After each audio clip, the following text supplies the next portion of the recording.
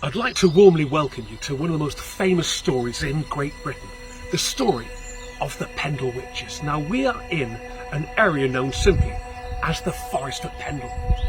And way back in 1612, this area would have been very, very isolated, away from habitation, etc.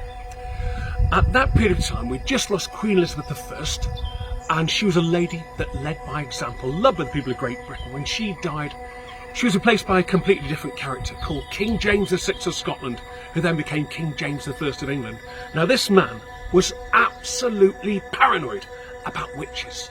He not only believed that witches existed, he believed they were actually out to get him. On becoming King of England, he wrote a book. You can buy that book today from any leading bookshop, called the Demonology Book. And as you pick it up, how to find a witch, how to try a witch, and most importantly, how to eradicate a witch.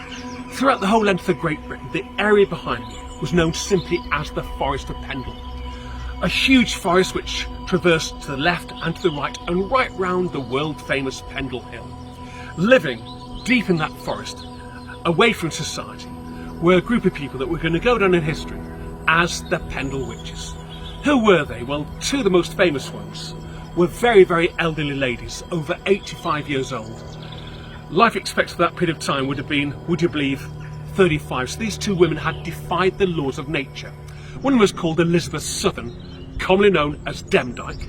Another was called Anne Whittle, commonly known as Chattox. These two women hated each other with a vengeance, because in the winter months they both begged of people that made their way to the Forest of Pendle. In the summer months they'd make herbal remedies, and of course lots of modern medicines come from herbs, etc.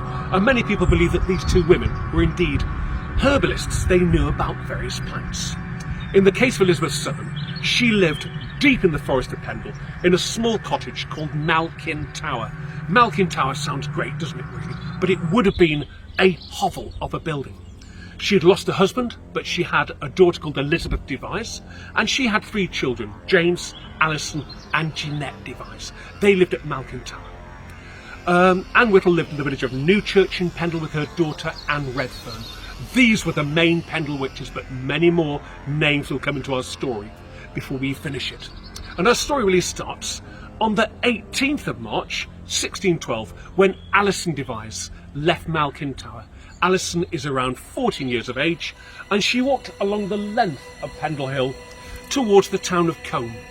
There she had the misfortune, and it really was misfortune, of meeting a Halifax peddler called John Law. When I say peddler, John Law was basically a walking salesman. Large pack in his back, full of 1612 luxuries, who'd make his way to the village of Downham, where we are now, to Blacko, to Newchurch, into Barley. And it was a bit like a walking newspaper. He would give us information from each village to each village. He met young Alison. Alison begged of him, "Oh, please, sir, you can spare a few pins to pin me clothing together, sir. Get away with you. I'm not taking me pack off for you, lass. You got no money. You're no use to me. Please, sir, you can spare just a few pins, sir." According to John Law, the Halifax peddler, out of the mist, out of the heather, appeared a huge black dog with snarling white teeth and glowing red eyes, and the dog sat next to Alison. The dog turned to look at Alison, and the dog talked. "Alison, I can lame him for you." "Lame him!" she screamed. Law felt this terrible pain on his left arm, left leg, and collapsed at the far end of Pendle Hill in agony. He lay there for a good 5 hours. The kind people of the town of Colne in North Pendle could see him. They got a stretcher team together. They carried him down the slopes of Pendle Hill and into an old inn called the Greyhound Inn, which is long since gone. There the landlord, Jonathan Edwinson, spoon-fed him, cleaned him, and as Law's voice returned, he shouted, "I've been cursed! There's a witch in the forest, a young lass with a dog. I swear to you, I heard the dog talk. She's in league with devil. Send letters back to my family." Letters were sent back to Halifax, and John Law's eldest son, Abraham, received the first letter. "Here, my father's in trouble. I'd better go and collect him." Set off from Halifax, arrived in Colne, and saw his father in this terrible, twisted and contorted state. "Father, what's happened to you, man? You look terrible." "Abraham, I've been cursed. I met a young lass in the forest. She's got a dog. I swear to you, the dog talks. She's in league with devil. She's a witch, lad. I want you to go and find her. Bring her here, reverse the curse." Well, Abraham must have been quite a brave lad. He set off and walked deep into the forest of Pendle and came across this little cottage called Malkin Tower. He hammered on the door opened, and there was James Devise, Alison's brother. Can I help you, sir? I want to see Alison Devise. My father wants to see her. Where is she? In here, sir. Alison came to the door. Right, lass, you're coming with me, shouted Abraham. Against her wishes, she was dragged down the slopes of Pendle Hill and into the old Greyhound Inn, where she made eye contact with John Law. Law looked up from his sickbed. It's you! You're the witch! You cursed me last, didn't you, that dog you had? I heard it talk, you leaguer devil! This 14-year-old girl, on bended knees, begged and begged and begged forgiveness. She had no idea. She just confessed to a state capital offence of witchcraft. And strange enough, John Law, the Halifax peddler, was about to forgive her, but not his son Abraham. Oh no, we'll have you for this. I'm gonna go and get magistrate. And in doing so, he opened the 1612 Pendle Witch Trials. The local magistrate was called Roger Noel. He lived in the village of Reed near Burnley, which is just over there.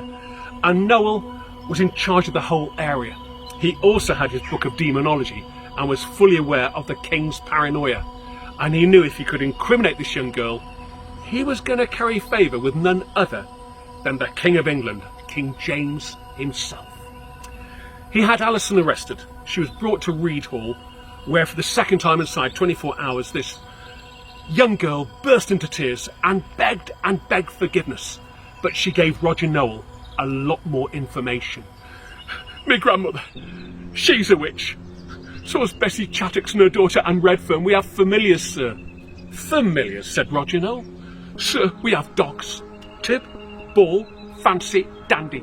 They belong to the four of us, sir. They came to at different times of our lives, sir, and said, look, we can give you special powers, but in return, we need to suckle from your flesh and take your souls. We also, sir, go to Newchurch Cemetery. We have taken hair. We have taken teeth off corpses, sir. We make clay pictures. Clay pictures, said Roger Noel. Yes, sir. A doll made of clay, but with human hair, human teeth. We then select a victim, sir. We crumble the clay picture over the fire, sir, and people die, sir. Well, Roger Noel was not frightened. He was actually delighted. He had a confession. And it's the next area we shall now make our way to for part 2 of this incredible story.